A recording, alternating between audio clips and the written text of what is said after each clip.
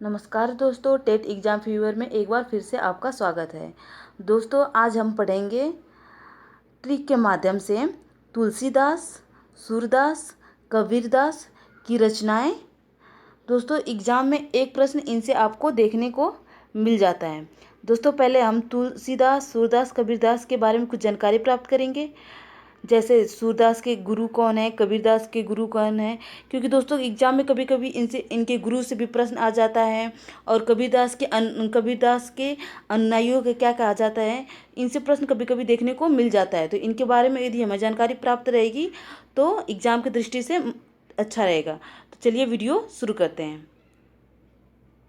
कबीरदास की रचना। दोस्तों, पहले कबीरदास के बारे में थोड़ी जानकारी प्राप्त कर लेते हैं। कबीर का जन्म वाराणसी में हुआ था और इनका जन्म 1440 ईस्वी में हुआ था और इनकी मृत्यु 1510 ईस्वी में हुई थी। दोस्तों, इनके जन्म और मृत्यु के बीच में अनेक विद्वानों में मतभेद है। दोस्तों, कबीर के बारे में एक छोटी सी कहानी है। कहा जाता है कि इनका जन्म एक ब्राह्मण महिला से हुआ था जो कि विधवा थी। शायद उनके द्वारा इनका जन्म हुआ था। लोक लज्जा से बचने के लिए उन्होंने कबीर को नदी के किनारे छोड़ दिया था। वहाँ से गुजर रहे एक जुल्हा दंपति को यह बच्चा मिला जिन्होंने इनका पालन पोषण किया, जो कि जुल्हा दंपति नीरू और नीमा थे। इनके गुरु का नाम रामानंद है।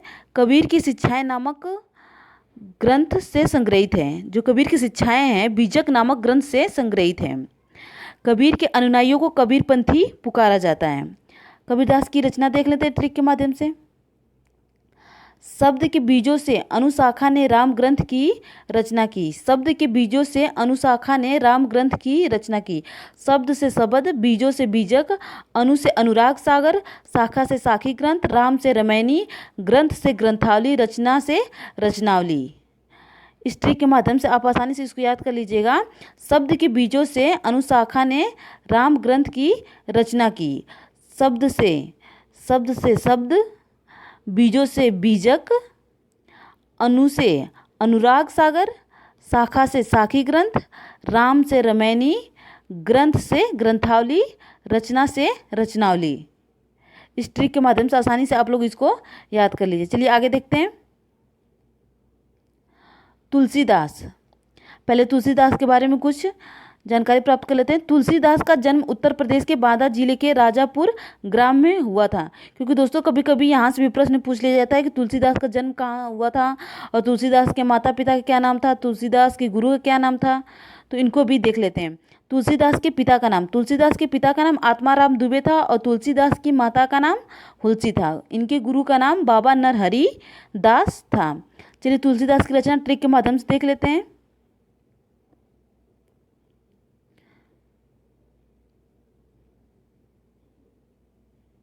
दो पाँव के बैरागी कवि राह में गीत गाते हैं। दो पाँव के बैरागी कवि राह में गीत गाते हैं। सो दो से दो हावली हो गया आपका।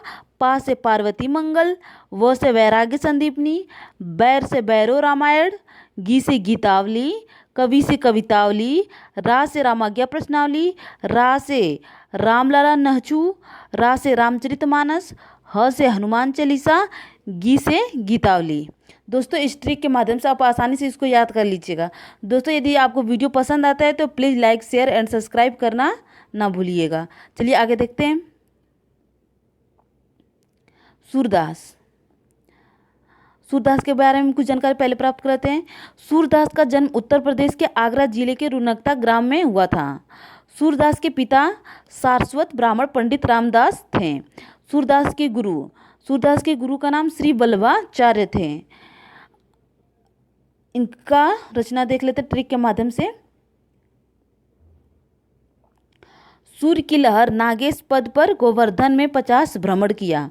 सूर्य की लहर नागेश पद पर गोवर्धन में 50 भ्रमण किया। तो सूर से सूर सागर, सूर सरावली, लहर से साहित्य लहरी, नागेश से नाग लीला, पद से पद संग्रह, गोवर्धन से गोवर्धन लीला, 50 से सूर पचीसी, भ्रमण से भ्रमण गीत।